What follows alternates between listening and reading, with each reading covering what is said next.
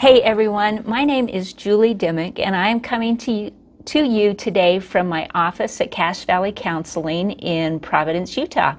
I have worked with Myers Mortuary. A year ago, I came and did a presentation at the Brigham City USU campus, and I loved meeting with so many people who had come for the Good Grief series, which I think is a really cool name. And we want for today, for this topic of grieving during the holidays, to be a good grief experience for you. Grief is a tough topic, and it always has to do with loss and change and death and difficulty. And so I would love to imagine that you're just sitting here with me in the room and we're having a conversation. And I would actually prefer that if we could actually be live, but I know with COVID, we are working to keep everybody safe. And so we're going to do the best we can with this video, and I hope that it gets to you, the person who needs to hear this today. And especially as we move into the holiday seasons, it's a time with COVID still going rampantly.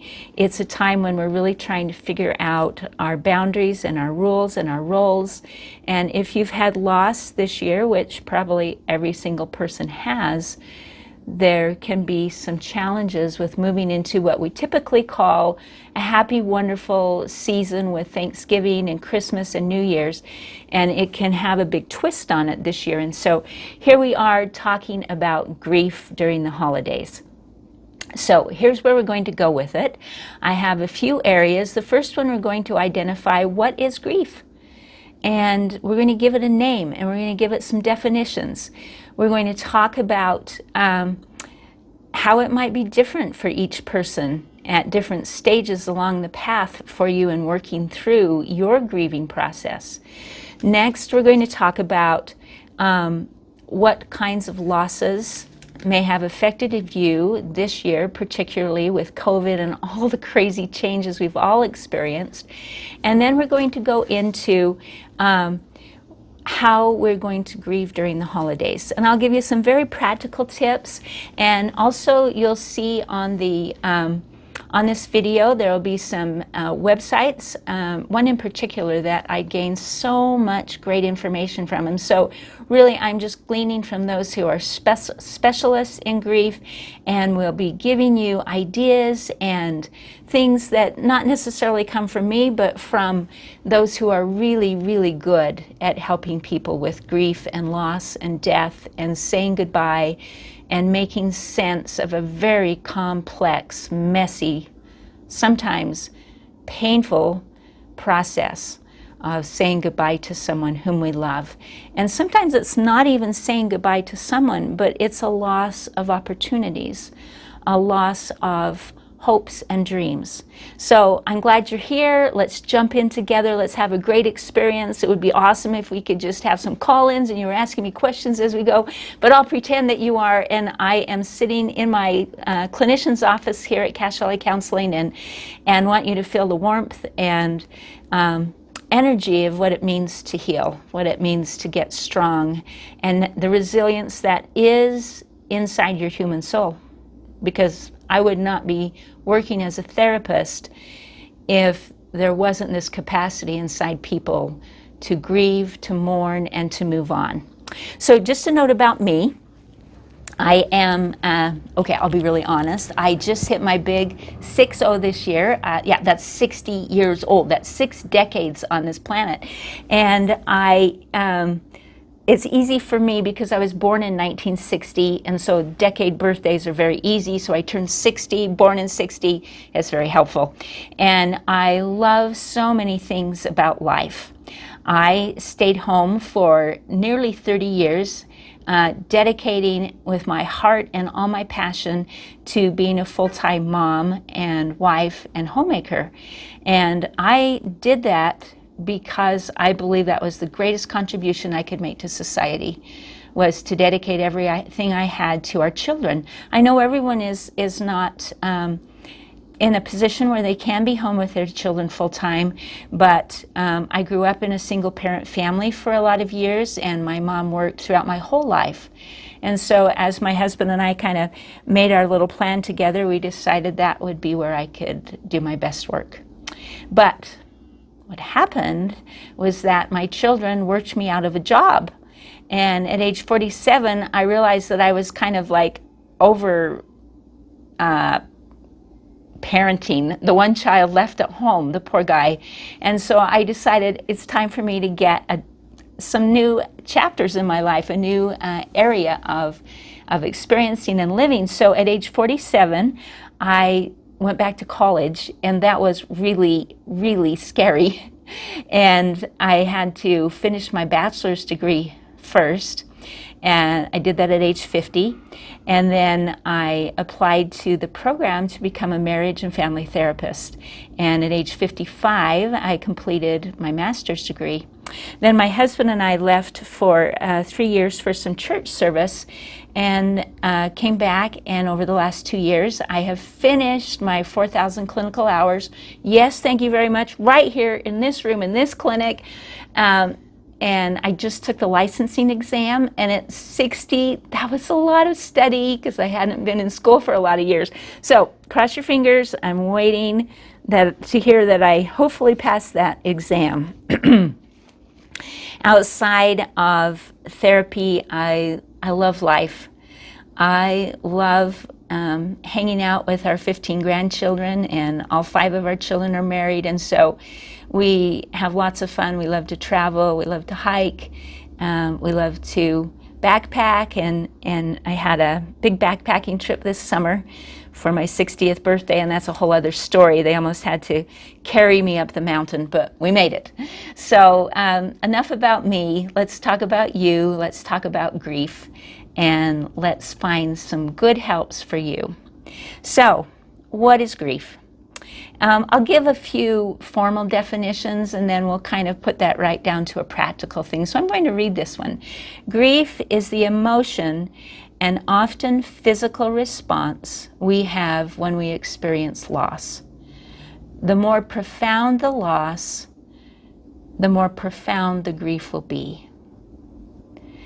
And I was able to hear a great researcher and professional in my mental health field by the name of Pauline Boss. And she came and spoke at Utah State University when I was a student. Pauline has been to over 13 countries where she has been called in where crisis has happened, usually natural disasters. She was at Hurricane Katrina, she was at 9/11, and she's been in different countries, different places, different populations. And as she spoke, she talked about loss. And I was taken in with her message. She said as she went to the Twin Towers area and was grieving with people, she said, and she's an older woman, like even older than me, I think, and she was assigned to work with Hispanic population.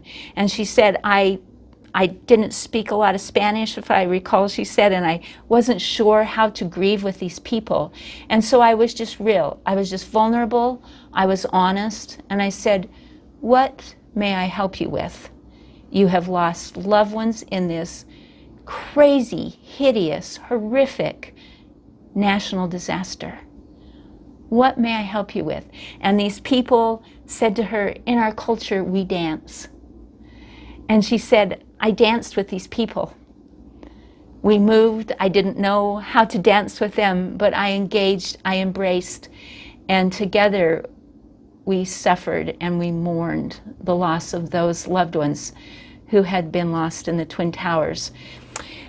Her research is interesting, and I'll try to get back to that in a few minutes, because she discovered 2 types of loss and grief where there is not a set answer about what happened.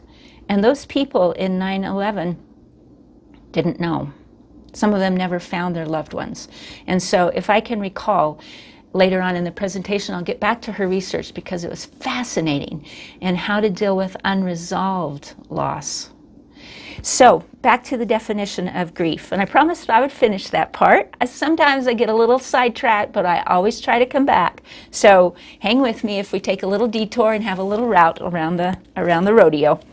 Manifestations of grief may include hopelessness, anger, denial, guilt, incapacitating fatigue, difficulty in controlling your emotions. You might be fine one minute and you might be a wreck the next.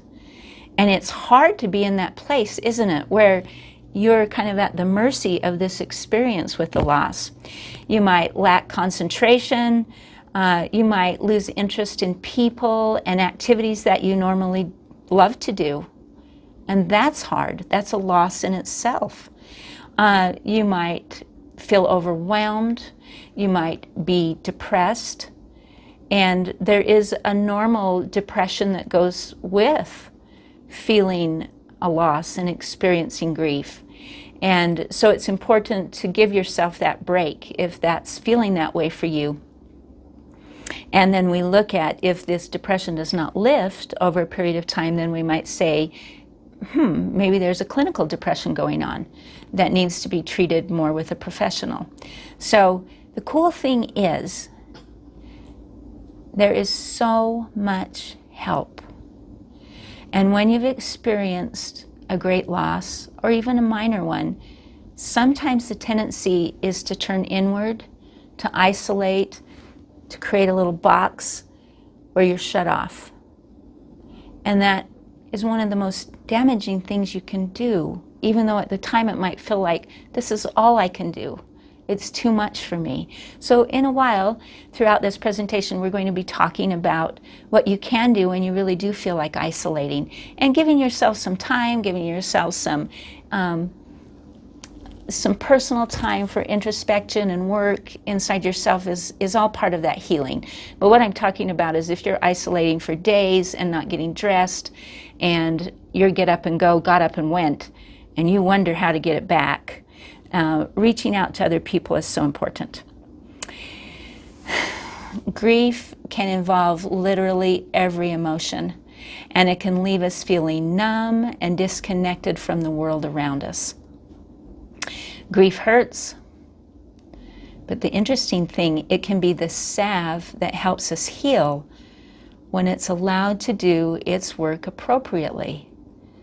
So the very first steps, and not that there are steps and stages, some of the research points out, and we'll talk about that. The first step is handling grief, is to recognize that the pain that you're experiencing is a normal part of the process.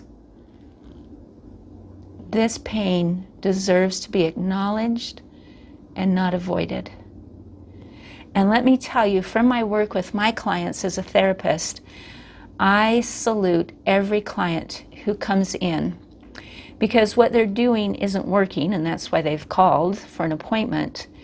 And it takes all kinds of vulnerability, of openness, of kind of opening up and letting someone else metaphorically see your heart beating.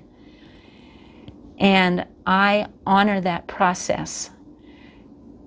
It's so humbling to me to see the internal strength that people display as they work through horrific things that have happened to them in their lives. Those who've experienced abuse, whether that be physical or sexual, whether that be emotional, verbal abuse, whether those people have experienced neglect, just basic needs not being met, that's a loss. That's a grief.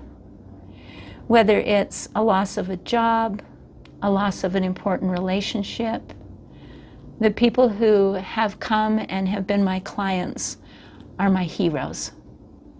And so as we meet together, again, just imagine that you and I are sitting together and we're talking about what's going on for you and your vulnerability, and you're showing up, daring to take some risks to talk about pain is a heroic act. Grief has many layers and it takes its own time in working it out. It's really like watching children grow. And if you've been around little ones, and we have a lot of them, and I've raised a lot of them, their growth process is very sporadic, and it's messy, and it takes up the whole house. You know, you go from holding an infant in your arms where you've pretty much got the shots, you can control there, to setting them down, to watching them roll over, and then they sit up, and then they crawl, and then, for goodness sakes, they begin to walk, and your life, your home is never the same again. And you are continually adapting for about 18 years as your child morphs from this innocent, cute little baby that just cries and sleeps and needs a diaper change, and you comfort it and you can put it safely in bed, to a raging teenager who is coloring their hair multiple colors on any given day and resisting your wonderful rules and boundaries. And you're pulling your hair out saying, are we ever going to get through this? And I want to relate that to grief. The process is messy and disorganized, and it may feel like you're never going to get through it. But the good news is, most people do. And what you feel so intensely right now, most likely is not always going to be that way. And so I'm here to sprinkle some hope on your life and sprinkle some perspective that, yes, things are going to change, but it will be in their own time frame, just like that baby is not going to take that first step until he or she is good and ready. And it's okay with you too as you go through this grief process. So let's move to the next point, or what are we grieving this year?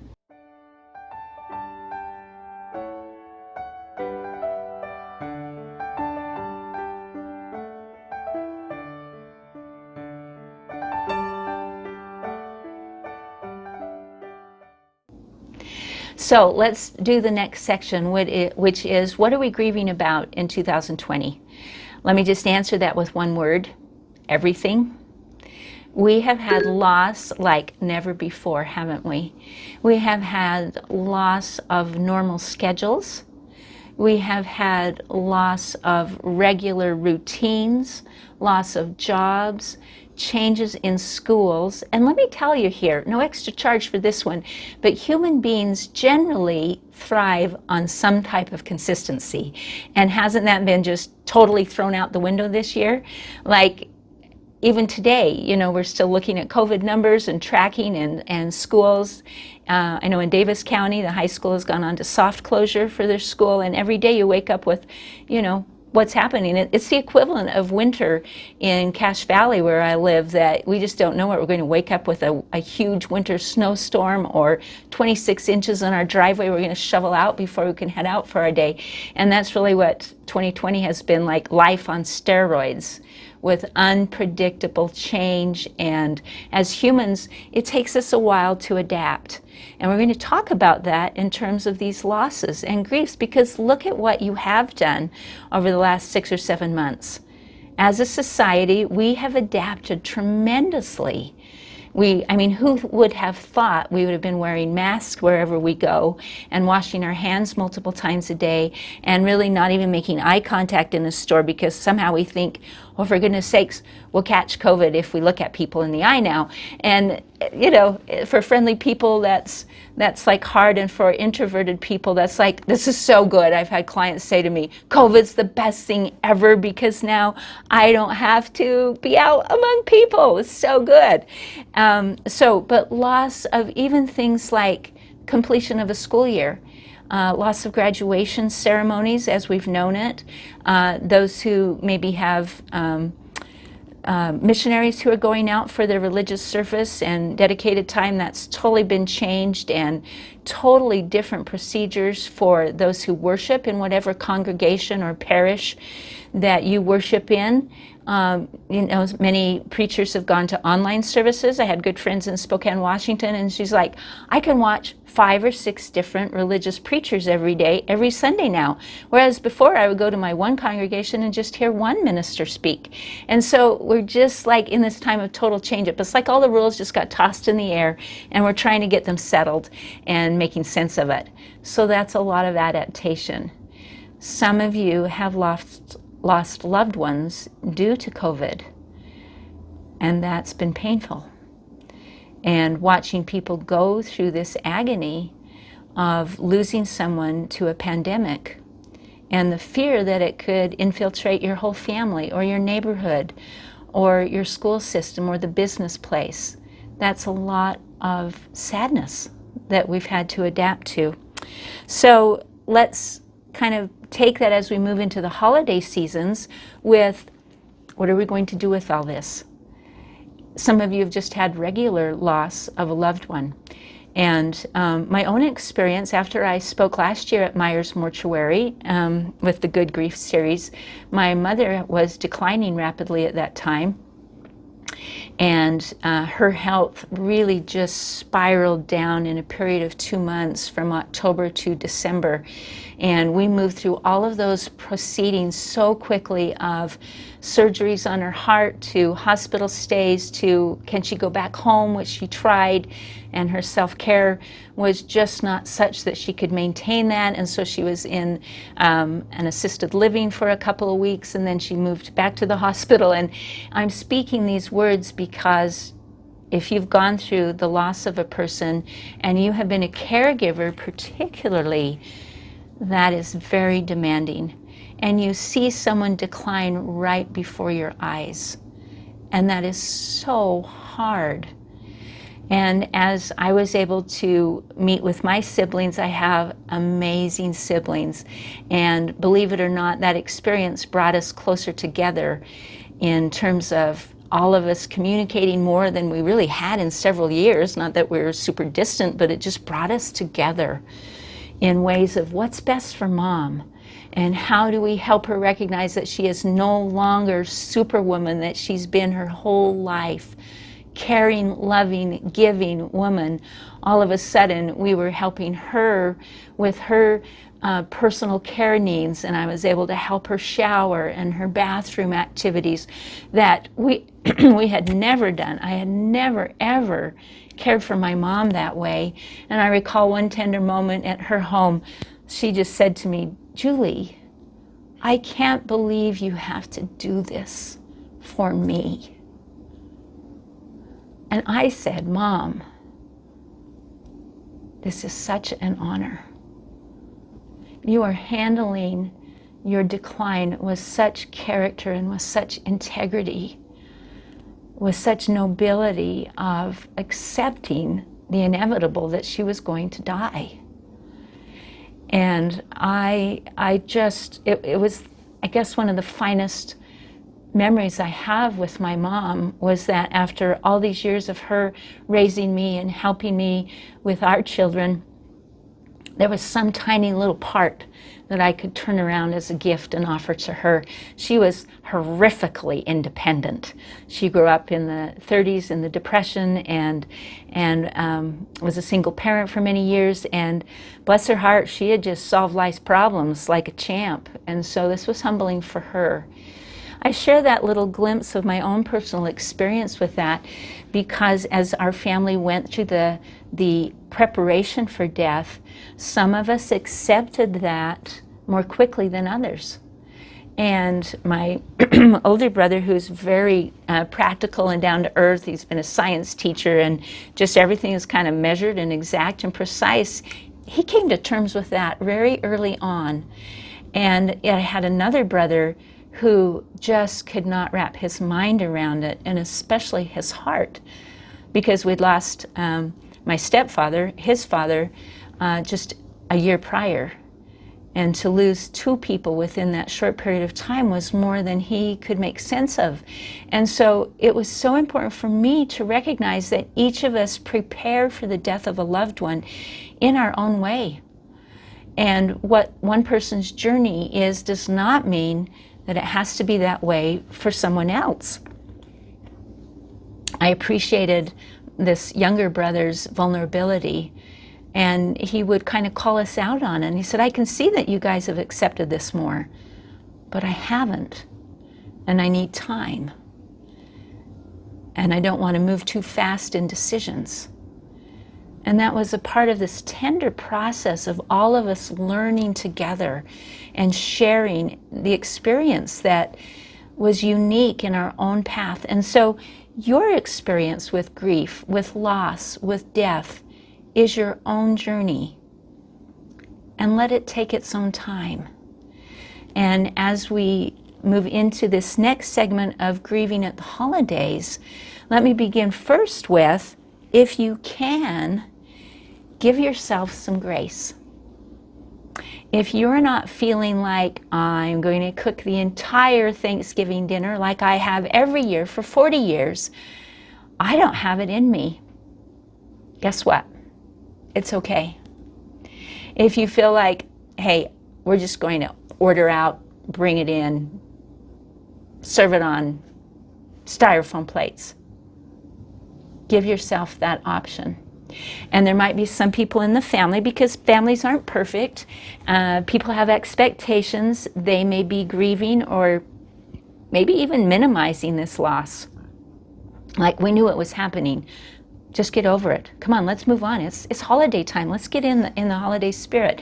And so if you can have someone who's on your team, so to speak, who can kind of be a champion for you in your position and say, hey, it might be easy for others to move on, but I'm just not going to go out there and get all those cranberries and make all those pumpkin pies and the pie crust from scratch this year.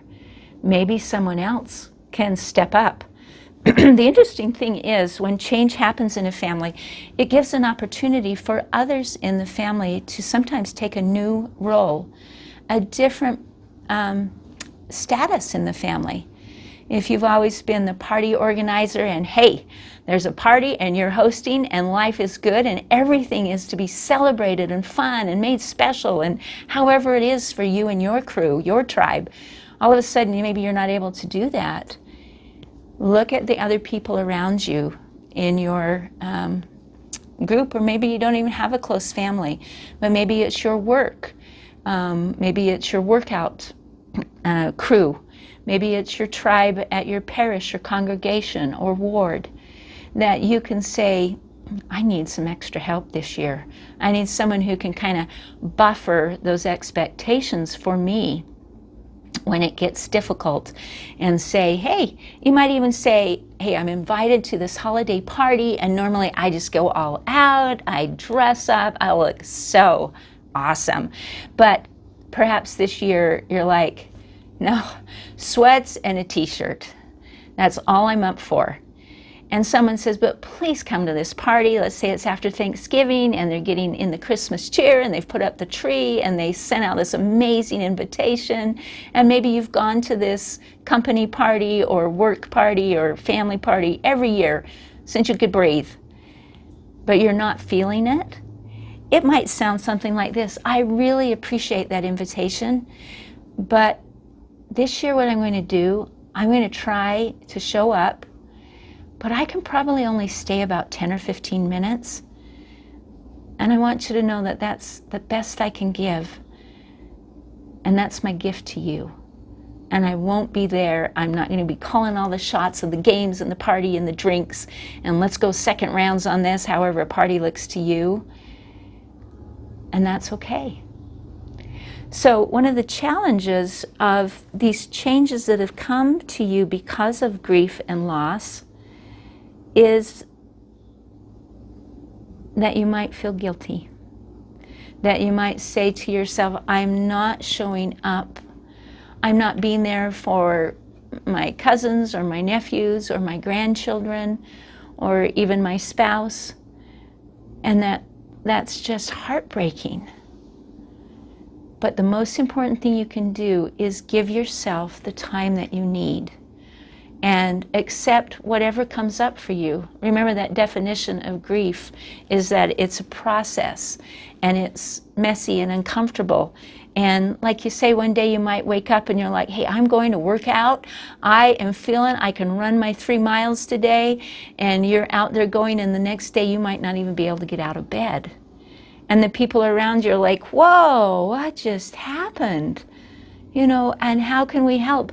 They're equally struggling. And so if you can find the words to communicate your needs, to manage those expectations, and if you're one who doesn't have words easily to communicate, I find with my clients sometimes, some people are super comfortable with their emotions.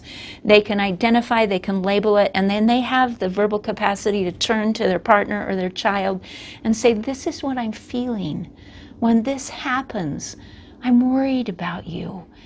And when I act concerned, it's only because I really care. But you might be the kind of person that says, I really can't even identify my feelings. I really don't have the words or the way to express this deep, painful grief. And so I would encourage you, if it's so painful, reach out to a professional or to a clergy person or someone who is close to you, a friend, that you can find at least whatever words you can, and then let that person or people or group help you and support you in that. So, about those rituals, about that certain lemon chiffon pie that always was cooked just right, and just the right, perfect texture. See if maybe someone else can make it this year. And sometimes people, I remember my mom even saying this as she got older, she stopped cooking so much for the family and she fell in love with Stouffer's homemade lasagna. And that became the standard. That and taco soup she could make easily. And as people would come to the house, she's like, well, I will just pull out Mr. Stouffer right here and he's going to cook us some dinner and it'll be ready in an hour and a half. So go out and play and it'll come. She learned to adapt because of her conditions. And that's what I'm saying to you. Sometimes those traditions and those certain rituals that had to happen a certain way, or you gave pajamas to Uncle Jack and all 25 of his posterity every year, and you sewed them all yourself, and you baked homemade sugar cookies, you know, the kind with the little sprinkles on them that just were just the right texture, and right now you're just not feeling it. For heaven's sakes, don't bake the cookies.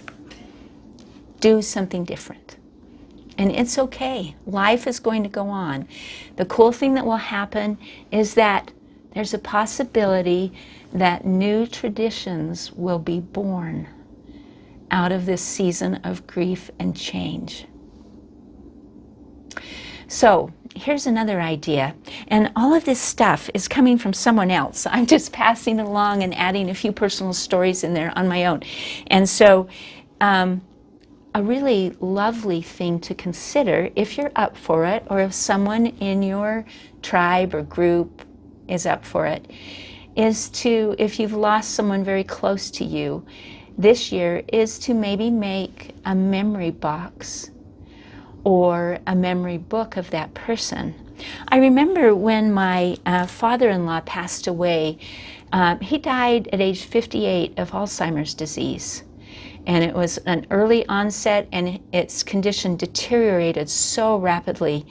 And my mother-in-law was one of the kindest, most loving, patient humans who ever walked the earth. But this disease just escalated so quickly that as children, I remember my husband's one of 7 children, and those 7 children had a family meeting. And they said, Mom, we've made the decision that we are more concerned about you than we are about Dad right now, because you're his caregiver. And we could see it was just sucking the life out of her, but she's a strong and capable woman. But as children, they decided, we've decided that we want your well-being to be utmost important. We don't want to lose you and Dad through this. And so the children made the decision to have Dad put in a assisted living center.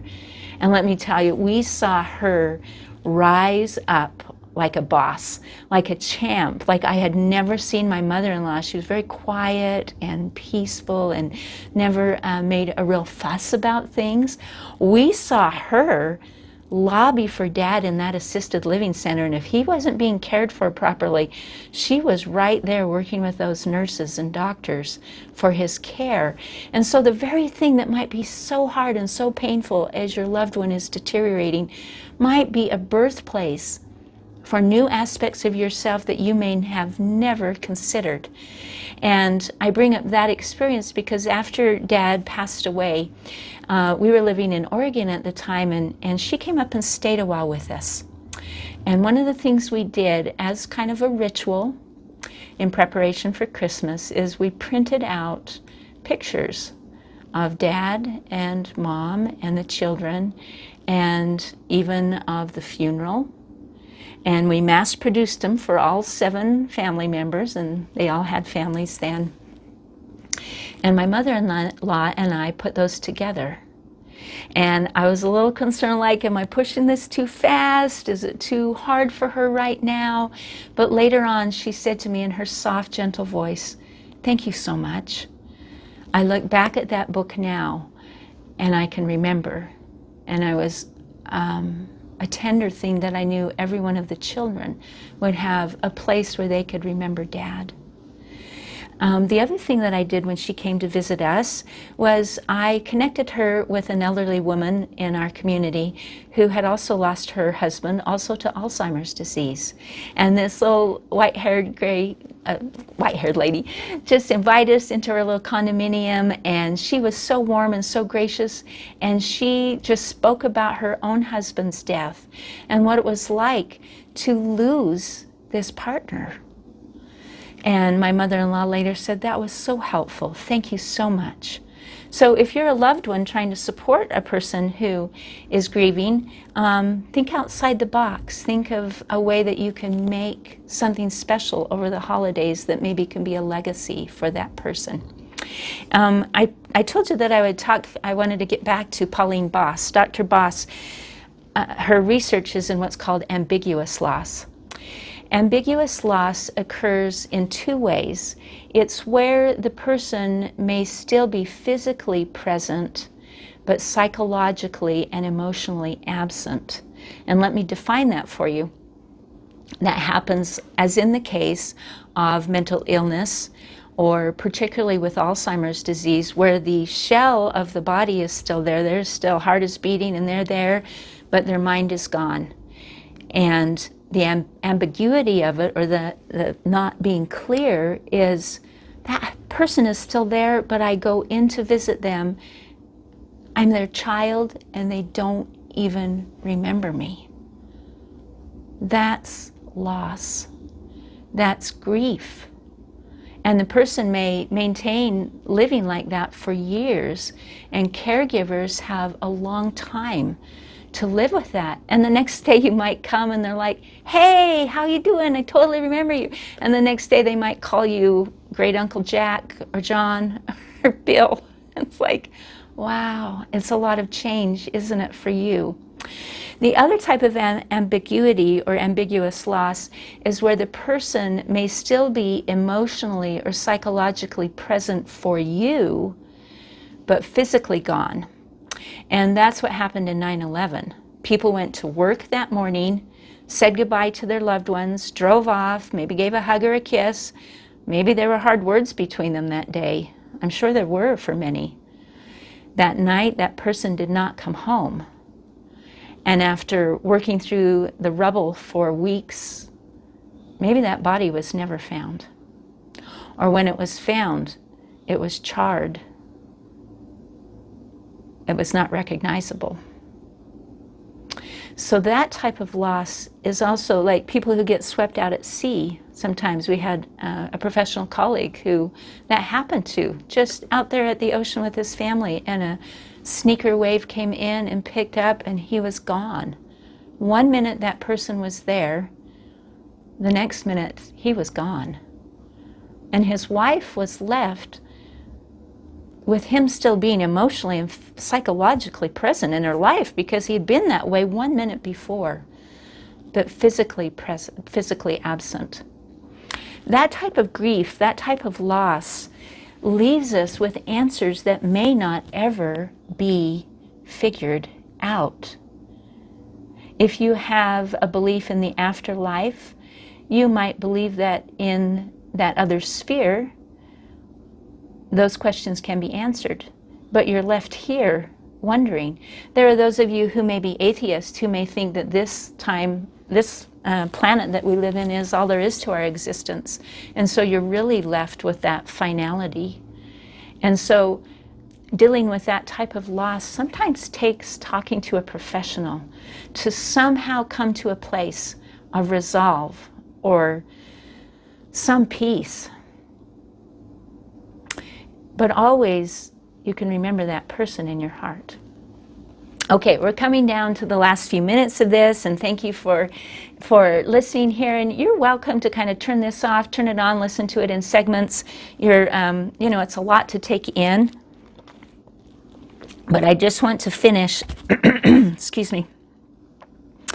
I want to finish with a story. I had put this out on social media, getting feedback from other people, and the responses were so beautiful. Excuse me. I want to read what this person said, and it's with her permission, but I will keep it confidential.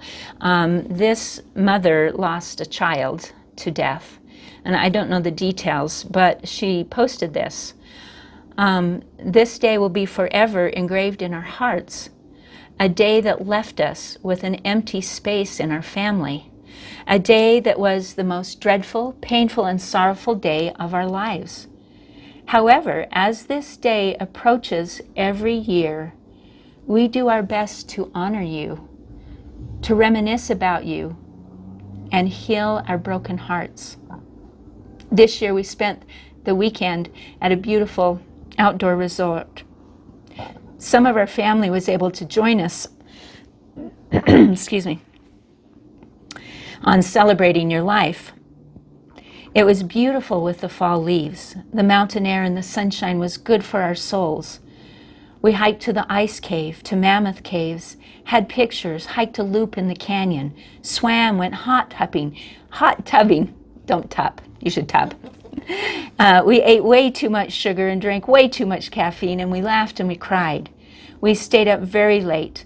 We played cards. We went to the rec center. We found dimes and pennies every single day when we were out and about. Today we sent little balloons up into the sky, up to heaven just for you. We hope you know how much we love you and miss you so very much. As we listened to church services, our hearts were touched and filled with love and peace. I'll bet there was a time when they weren't feeling that love and peace, though. This journey of healing is a process. Again, the ups and downs, the yes, I've got it, no, I don't. Yes, I've accepted it. No, I'm not. I can accept it. I cannot move on. That's all part of the process. We want you to know that our family is all in and we're working very hard, that we want to be with you again. But until then, we continue to miss you with all of our hearts. Love so much to you. Happy Angel Day. And we're 3 years closer to one day seeing you again. Isn't that beautiful? Out of the ashes of your life, out of the pain, out of the drama, out of the trauma, out of the difficulty, can come a time and a place where there's a gift. And if you don't believe it now, I'd like you to trust that maybe others who have seen that and who are still grieving, it's not like I'm done today and I'm never going to hurt again for this person, especially at the holidays. But trust that things will change, that your own journey of healing will come about in its time. And I wish you the best. I wish you the love and joy to be surrounded by people who do care and understand. And if not, I would challenge you to reach out. There is always help. There is always hope. And I love what Myers Mortuary is doing here with their grief support group. And I have faith and confidence that when this virus lifts, we can meet again and have those group settings, because the one that I worked at, I met so many awesome people and I learned so many things from you. I took notes on things that those participants shared that night because of their vulnerability. So, best to you in this journey, and thank you for sharing this time with me today.